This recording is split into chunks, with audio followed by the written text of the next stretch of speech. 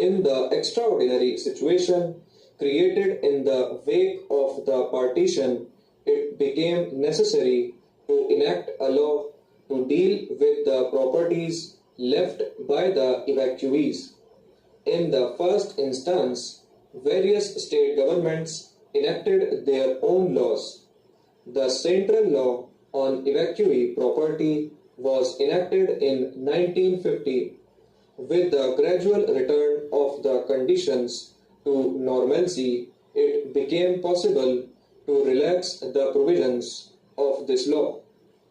In 1950, the provisions relating to intending evacuees were done away with and the procedure for confirmation of sales under Section 40 simplified.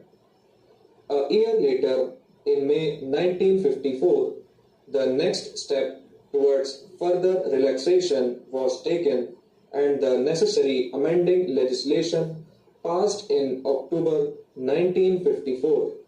The amending law provided that no person could be declared as evacuee for any action of his after the abrogation of the law. It also provided that no notices could be issued after the expiry of 6 months from the date of its enactment, that is, after the 7th April 1955.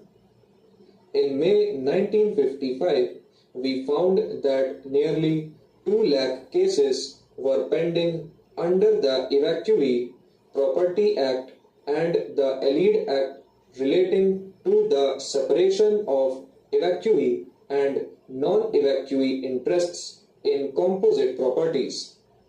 The size of the problem was thus fairly large.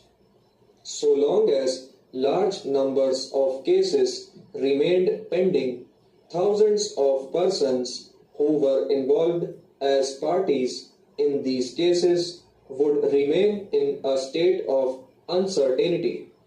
We thought that it was our foremost duty to ensure the expeditious disposal of these cases.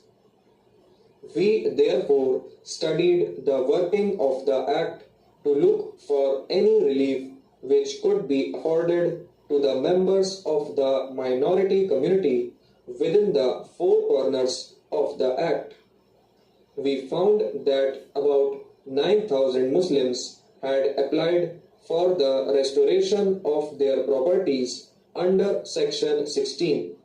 It was urged that the officers of the Custodians Department tended to insist on very rigid proof of continuous stay in India in the form of ration cards.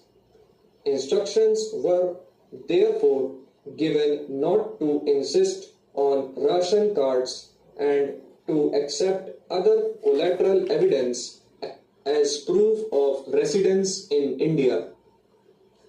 Even oral testimony of respectable witnesses living in the neighborhood could be accepted. For the disposal of the pending applications, 3 special officers have been appointed in the ministry. Another matter which came to our notice related to persons who had occupied vacant evacuee properties without permission taking